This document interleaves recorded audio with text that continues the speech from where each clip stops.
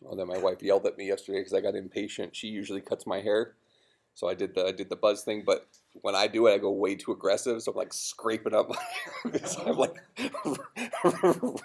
red marks all over the places. I just gouged myself. Look what you did to yourself. All right. So let's see here. We had, okay, that's right. We were talking about inheritance. So we created a human class, and a human has a first name and a last name. And we made these guys protected. What does it mean for the security level of those things to be protected? We have public, private, protected. What do each of those mean? Somebody remind me, because I've. Okay, so protect is related to inheritance. So what does it specifically allow us to do? Access,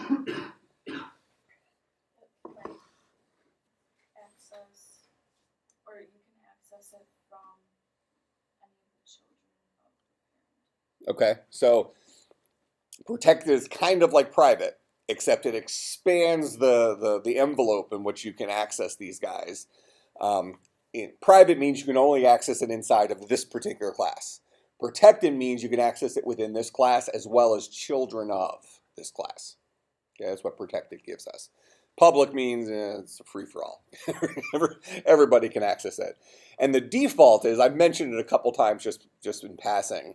Does anybody remember what the default security level is if you don't put anything in front? It's actually not quite public. From our perspective, it acts almost like public, but it actually is something else. I know I've at least just dropped the word a couple times, but I didn't really teach it. Anybody remember? It's a package level security. So in all Java projects, we have this thing called the package. So in here, this package is called cs.cuw.com.teamroster. That's our package. If you were back in Eclipse always created a package for you called default package. So think of that as just the folder where your code lives. All right. So package level security means that we can access things anywhere within that package or anywhere within that directory. Okay. So with that in mind, consider when we import, so let me just give a little context to that. When we import java.util.scanner, okay, the package that scanner lives in is in java.util. So there's a directory out there called Java, and inside of that directory there's another directory called util, and inside of that directory there's a file called scanner.java. That's where the scanner thing lives, okay? And that guy's part of that java.util package, okay? Now, when we import that into our project, the only way we have access to the scanner pieces of that is if his things are public. If they were package level, because we aren't living inside of that package, we wouldn't have access to it. So kind of see maybe the purpose of making something public versus leaving it the default. The default helps, the default is good enough, let's call it most of the time when you're writing your own code. All your files live inside of one little directory. It's your own, the package that you created, whether you personally created it or it's just the default package that came with the Eclipse project. All the stuff that you're using is related to each other. And you don't intend for your stuff to be used by anybody else, any outside folks. So with that in mind, it doesn't really matter whether you put something out front or not. I say make it private and loosen the reins a little bit if you need to loosen the reins to make it protected for your own stuff. But understand that if you are contributing to a larger community of software, which can happen, but it's not the common case, right? Usually you're writing your own software, you're working within a project, 2 or 3 other people, 5 other people that are all working within the same package. So you don't really think about that idea of public, of somebody outside of your group having to use it, because typically you're not writing stuff for other people to use like that. But that world does exist. In fact, it's a popular world, it's just a small percentage of overall development. All right. Okay, so these guys are protected because we want them available to the human class as well as children of human. That is, a player extends human. So he is a human. All right, now remind me, what does making human an abstract class mean? What does that do for us? Go ahead. You said the abstract is similar to the this keyword. So if it's used by the children, they can't change the values or the values in that was inherited. Okay. Oh, I don't think so. I think that's off. Go ahead. Isn't it that we'll never create an instance of the human class? True. Abstract effectively says you cannot create an instance of this. Okay. Not that you can't use stuff inside of it. You can't create a human. By this class being abstract, it means we cannot do this. We cannot say human H equals new human. We're not allowed to do that. All right? Because human is abstract. It's abstract, which means it exists solely for inheritance. Okay? The class is part of an inheritance model or an inheritance hierarchy, and it's never intended to create a generic human. Instead, that class exists solely to add some support features to things that are humans, like players. Okay? So we can't create a human directly like that because human is abstract. Having said that, though, if we look at player, what am I doing right here? Very first line in the constructor of player. What am I trying to accomplish there?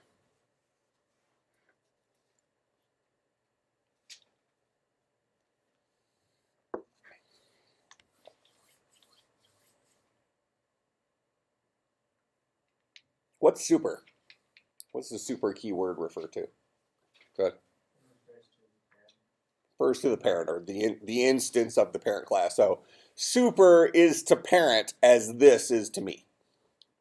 Okay, so super is the instance of my parent class. This is me, the instance of myself.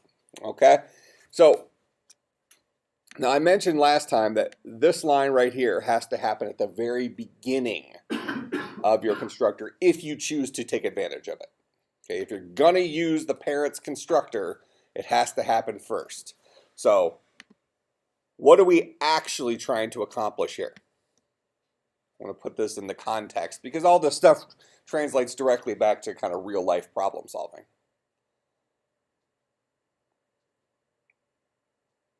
A player is what? A player is what first? It's a human, right? Okay. Before anything else, a player is a human. And humans know how to build themselves. Okay. In our model, all humans have a first and a last name. That's what makes something a human.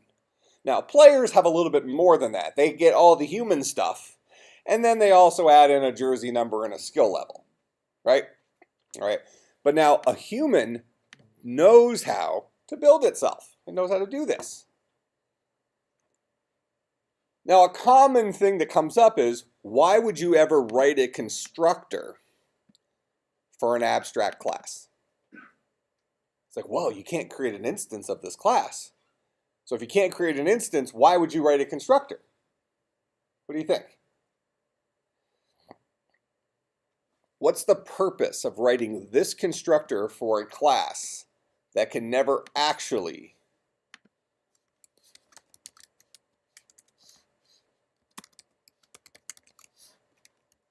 be instantiated? Here's this perfectly nice constructor we wrote here that takes in two strings.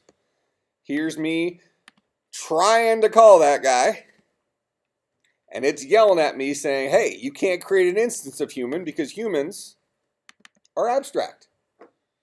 Did I waste my time with this guy? Go ahead. Okay, players have the same characteristics, and we can, one of the let's say that there's kind of two goals with object-oriented programming. We're going to say the main goal is it mimics the way people solve problems in real life. We think about things in terms of objects. You know, here's a phone. We know there's scary stuff inside of it, but it's a phone and we know how phones work. Here's a remote control, scary stuff inside of it, but it's a remote and we use the public interfaces of it. We think of our world in terms of the objects that live within it, right? Even though we know that many of those objects, all of those objects, are made of, you know, smaller components, you know, all the way down to the atomic level, right?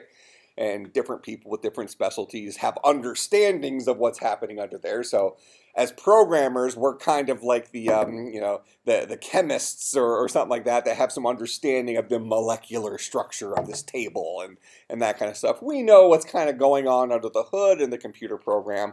But ultimately, you know, we get down to some level where, you know, our understanding stops making sense. You know, our computer program runs through a compiler, which is then running through the computer hardware, which, you know, when you take the 325 class, you start understanding the lower level assembly language, how that talks to the hardware. And, you know, at the end of the day, you're looking at things in terms of like electrons that are just floating around and stuff like that. And eventually it becomes so abstract that it no longer makes sense to a person. All right. But as computer programmers, we have an understanding of what's happening under the hood in our software, similar to how a chemist would understand the molecular components of salt or something like that. Okay. Now, with that in mind, so I was just mentioning we have two goals with object-oriented programming. One is it's how human beings solve problems anyway. So we want our languages to be representative of how we already try to solve problems. Secondarily, and less important today, but definitely a goal in the early days of object-oriented programming, is the idea of saving space, minimizing the duplication of code. All right, so nothing keeps us from saying, fine, you know, a human has a first name and a last name. Here's the constructor that sets those things, but you know what? I'm not even going to use that constructor. Instead, I'm just going to set my first name and my last name in here. So, you know, I'll get rid of this guy and I'll just rewrite those couple lines of code. First name is equal to first name. This dot last name is equal to last name, and we're just going to say that that's fine. All right, right now it's complaining because I'm not using a parent's constructor. If I want to do this myself, that would mean that in human, I would not write this guy,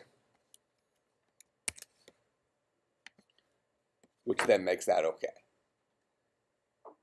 Because there's an invisible thing here. That guy right there. All right. Even though we didn't even write that inside of human, there's an invisible thing inside of human that looks like that. No argument constructor that does nothing. So if we choose not to write a constructor, that one is invisibly provided for us. The second we write our own constructor, this guy is abandoned though. He does not exist otherwise. He only exists if we don't write one ourselves. Okay? So that guy would invisibly get created.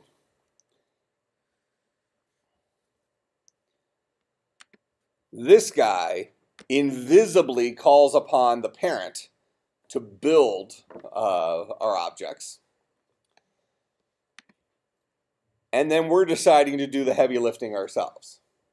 All right, so now to kind of show you let's show the waste of time here. So I'll do that, and then just so it stops screaming at us, I'll do that. So we have two separate constructors for human. One that does something legitimate, sets the first and last name, and the other one that's just a waste of time to get player to stop screaming. Okay, all right. We'll come back here to player. I'll go ahead and take that super out there. That guy is invisibly called there.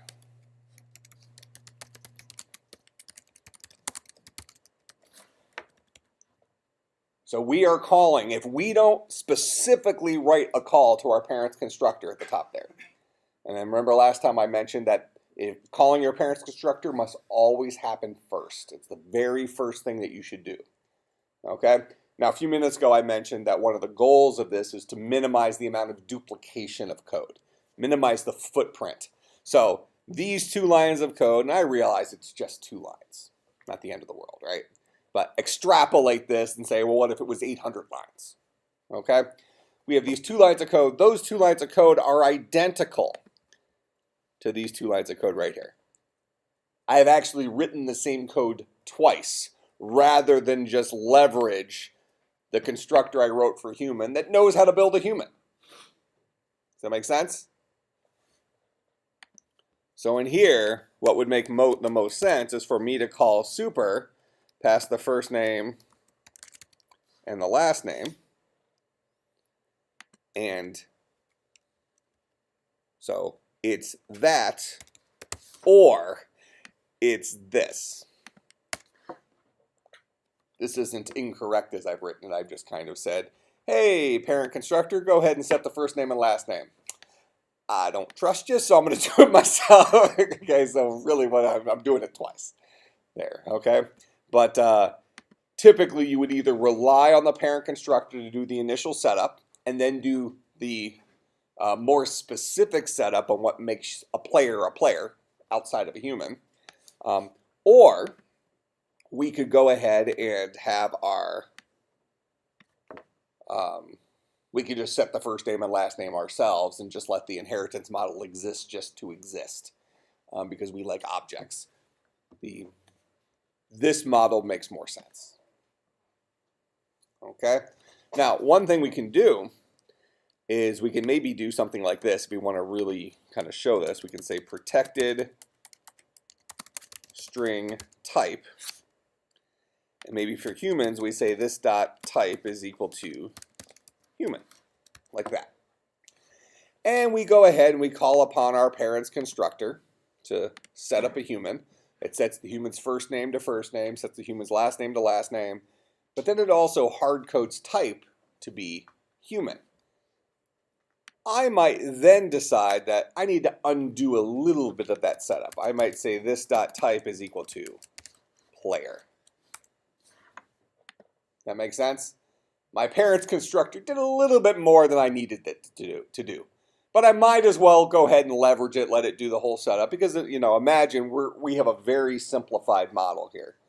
But in a complex program, that constructor in human might do a lot of stuff. It might be hitting databases and pulling stuff in, and why should we rewrite all that code? When we want to do the same exact thing, we just want to do a bit more.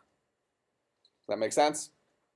All right, so when you're using inheritance, you typically should have a reason for calling your parent's constructor. In a very, very, very simple application, you might run into a situation where you're doing inheritance just to support a certain model or something, where having specialized constructors doesn't make a lot of sense. But typically, it should start showing, raising red flags if you can't differentiate between yourself and your parent. If there isn't anything special about your parent compared to yourself, then you might ask, why does the parent exist? Does that make sense? Right now, they exist because we're learning about inheritance. That's the point. But when your own model, don't just do inheritance because you think you're supposed to do inheritance. It's a tool that you use when it's appropriate, and some other, whatever. Now, an interesting thing we can do here, though, so we've built the player class. Let's go ahead and get rid of this error right here, because we cannot create an instance of human, because we made human abstract, right? And does that make sense? I mean, did we absolutely have to put the abstract keyword there? Let's say we did not intend on ever creating an instance of human. Did we need to make the class abstract?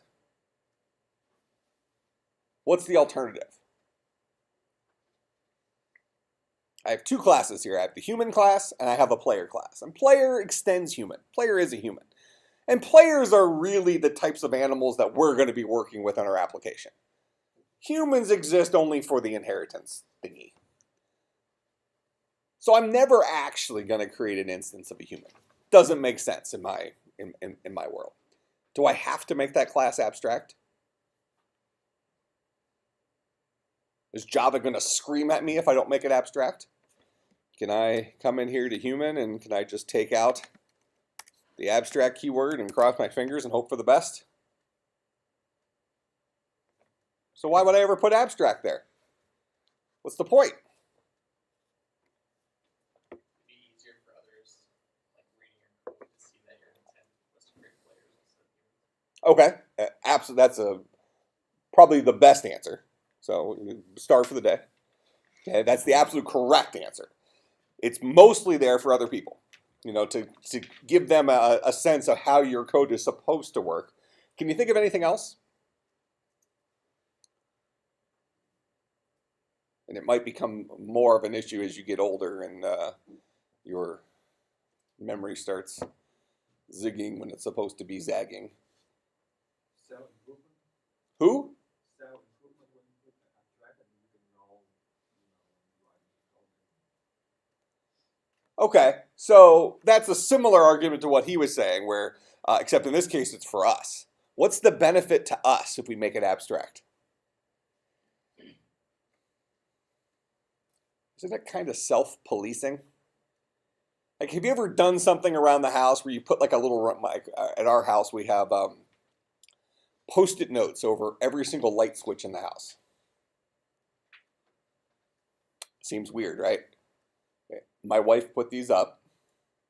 Mr. Gonzalez thinks this is hilarious. Can you imagine why we would have Post-it notes over every light switch in the house? It seems ridiculous, doesn't it? No, well, we don't have cats anymore. But it's blocking them. So my wife calls them training wheels. I got her those Philips Hue lights. Don't hit the switches. Switches are bad. You got to turn lights off with Siri, right? Because if you turn the light off, then all of a sudden that light won't work anymore with Siri. The power stays on. It's the light that turns on and off itself through the Wi-Fi. So we have things all over our house blocking the light switches. Doesn't that seem ridiculous? My wife has she's had to have me turn on the lights for her because she forgot her phone. It's like, oh, my phone's downstairs. Can you turn the lights on? Seems like a stupid invention. She loves them. She does. And I have my own little bat signal, too. So sometimes I don't get her text if I'm down in the basement. My computer's in the basement, so I'm down there playing video games or something and she needs me and I don't respond to her text. I have one of the bulbs down there is a Philips Hue bulb, so she flashes it on and off like a bat signal. And that lets me know I need to look at my text message. I mean, there's strange stuff that happens in my house. Oh, sure. Control those. Yeah, same thing. Yeah, they have the Echo Dots. Yeah, we really should get a couple of those and put it like one in the living room. And I know right now they have, if you buy 3, it's $20 off. Or if you buy 5, you get the 60. what are they, like $60 each or something? Normally 50, right now 40. Okay. Well, they were 40 because of the side movie. Well, so you know a lot about these things, huh? They're good. Yeah. It was cool. Like if you have like Spotify or Pandora, you can play up from your phone. So you could be here, and if your wife's at home, you can start playing music in random places in the house. I could do that with the lights. Yeah. I could just start flickering lights on. I could just say, tell Siri to turn off all the lights.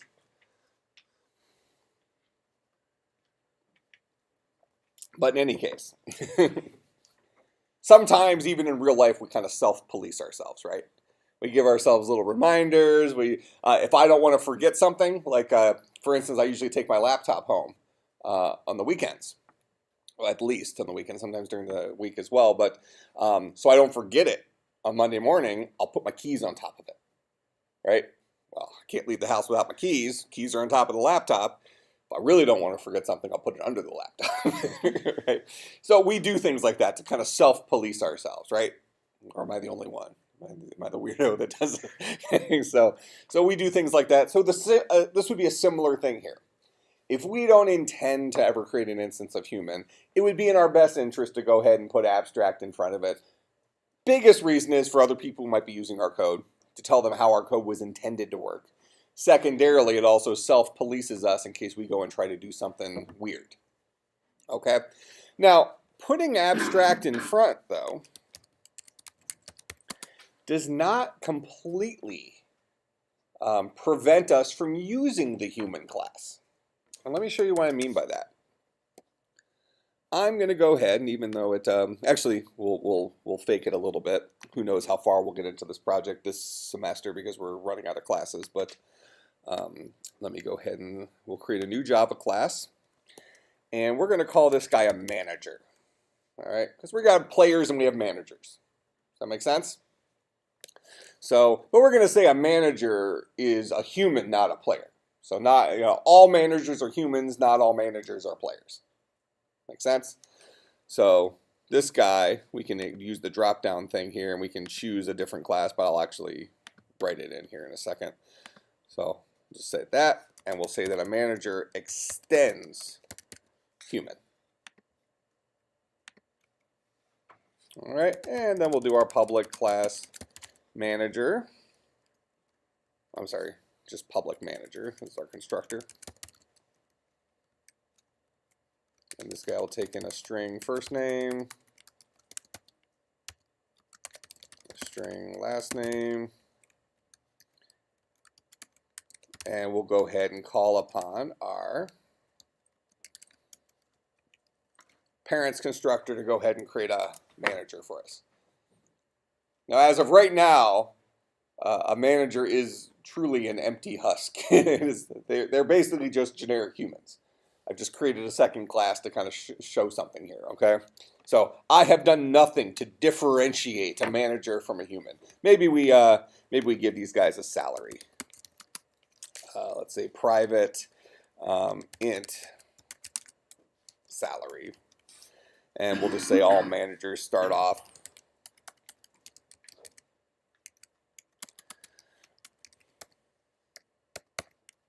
at 100,000.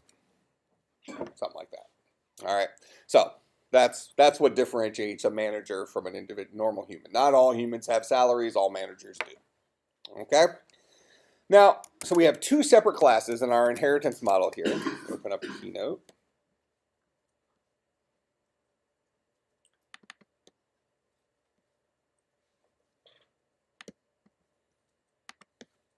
Right now, things look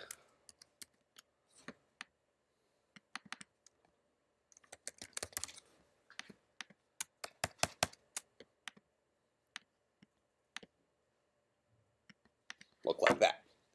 Okay. And human, we're going to go ahead, I'm going to make that guy red because we cannot create an instance of human. Human is an abstract class, so it's locked down. It's red, obviously, right? Okay. These guys are the things that inherit from human. All right. They inherit from human, but these guys are classes we can create instances of which we can create instances. Which one of those two sentences sound? I mean, the second one is the one that sounds correct. Dr. Lockland and I this morning, we had a text-based thing going back and forth about dangling prepositions. We all use them, right? Why are they wrong? Doesn't it just sound weird when somebody like forcibly doesn't finish a sentence with a I think I was watching last year's spelling bee or something like that, the national one, and the girl who won, obviously brilliant, right? I mean, these kids are amazing, but she won, and they were asking her what she was going to do over a break or something like that. She said, "I'm going to read every book on which I can get my hands." Is that like it's the correct way of saying it, but doesn't it sound like a weird way of saying it? I will read every book on which I can get my hands. Instead, I'm going to read every book on which I can get. I'm going to read every book that I can get my hands on. That's what we would usually say, right? But that's incorrect. -5 points in grammar teacher. Why don't we just change? Can't we just say dangling prepositions are okay because it sounds normal? I mean, it's American English. We're supposed to speak bad English. We just rely on the rest of the world to put up with it. That's almost always the case. Is when you have non-English speakers come to the country and they learn English, their English is far better, far more correct than Native American, native English speakers. It's very funny. Brits are even worse. The Brits have made up words in English. I have a good friend who's British, and I mean, they got like 15, 16 uses for the word boot. I mean, it's stupid. All right. How do we get onto that? Dangling preposition, texting with Dr. Locklear. Did you know Dr. Locklear knew how to text? True story. He doesn't use Slack, does he? No, he's really lazy about Slack. He's on there. But yeah, me, him, Dr. Wall, and Josh, we text funny pictures and stuff back. And he does a lot of emojis, Dr. Locklear, actually. Very funny. You wouldn't think. Because he seems kind of like boring, right?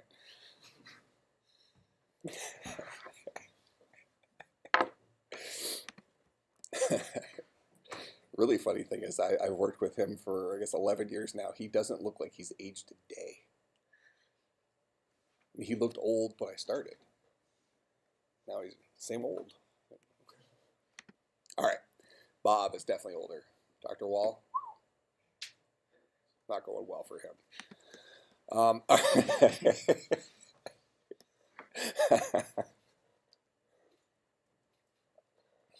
right, so we have two classes that both inherit from human. Human is abstract, so we cannot create instances of that guy. So we can create instances of managers. We can create instances of players.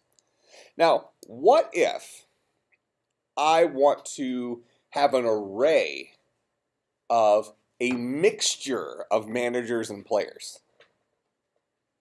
Okay, so I want to create an array. Remind me what's an array? We haven't used them in a couple of weeks. And then we'll talk about array lists. Or what's the difference between an array and an array list? That's a good enough answer too.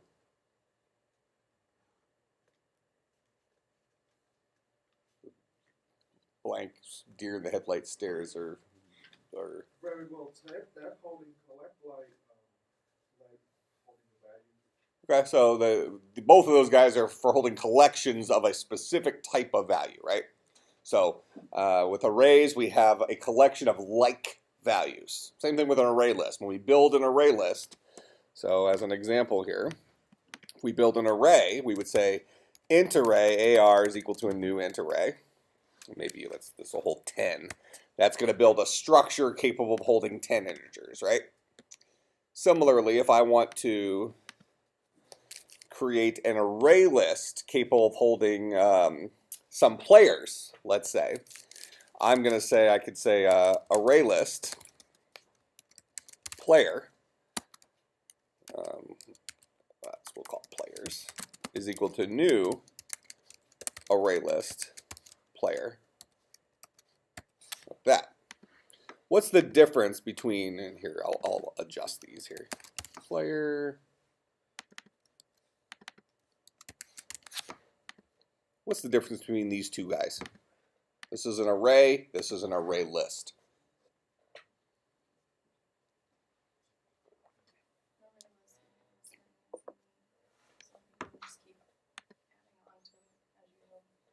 Okay, so this guy has arbitrary size. So when we create him and we just add players as we want, and it just grows with it. Under the hood, we don't know necessarily how it works. It might magically just keep destroying arrays and being inefficient and all this stuff. It actually doesn't work that way, but for all we know, it's like this phone, right? We don't know how it works, but we can just keep putting photos into this, and as long as we bought a big enough initial capacity, we never run out of space, right? It's magic. We don't know how the memory works or all that stuff. It just works. All right, same thing's true here. Our array list is a tool that we can use to hold an arbitrary number of, in this case, player objects. Whereas our array here, we had to tell it how many player objects we want to hold to begin with. All right, there's a couple of other things as well. An array list can report to us the number of elements that actually exist in the array list. So if I add 3 elements, 3 players to my array list here, the size of that array list will be 3. I am not able to report the number of elements that actually exist in my array of players. I can ask the array for its length, and it will always give me 10, because that is its structural maximum number of elements it can hold. Does that make sense? So that's another feature of array lists. But now let's say when we think about a team, okay, a team of you know, whether Concordia's basketball team or something like that, it's basketball season, right? We good this year? I don't think they've actually played regular season game. All right, so we're not necessarily bad yet. We're not bad yet. I'll take that. All right, so Concordia's team. So Concordia's team, we got players, right? And we probably a couple managers for the team, and then there's probably some other roles too. But in our world here, we have players and managers. That's what makes up the team. Okay, so if I want to have a team, and we'll just say I'm going to make an array list. Put a little question mark in here for right now. We'll call this team. It's going to be a new array list of question mark, like that. So I want to make that team, and on this team is going to be managers as well as players. Both of those types will exist on the team. Make sense? How do I pull that off? This guy is abstract. So really what I'm saying is I want a collection of humans. Some of those humans might be managers, some of those humans might be players. Am I allowed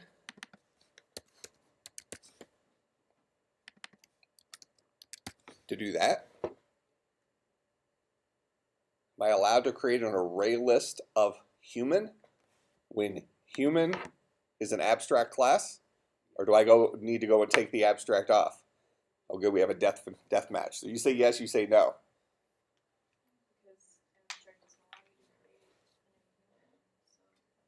Okay, so abstract doesn't allow you to create an instance of human, right?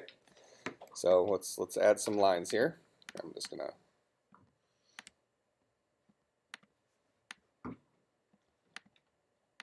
This is a really good discussion because everything she just said so far is right, except her answer.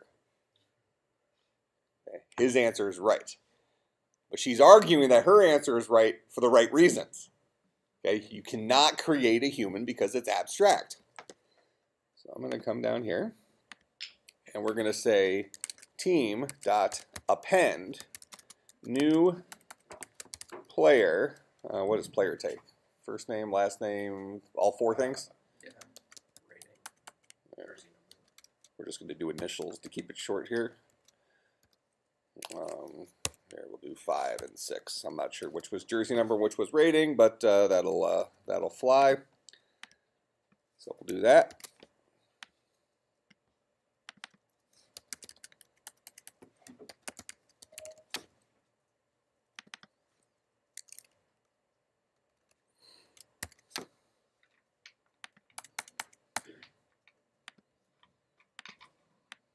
Do that.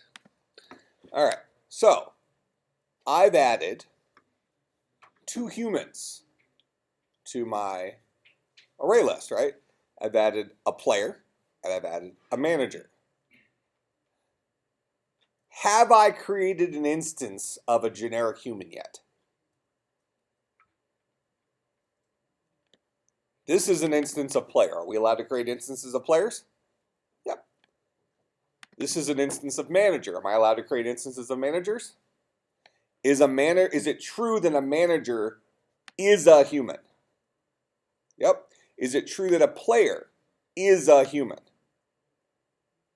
Well, true statements, right? Okay. So I have filled 2 elements. I've put 2 humans into my array list called team without ever creating an instance of a generic human. Have I broken any rules? Have I broken any of the abstract rules at this point? Okay, so understand that there is a difference between saying I'm allowed to store things that are of type human and actually creating an instance of humans. Make sense? Now, what I can't do, even though this guy would allow it, is I can't do this.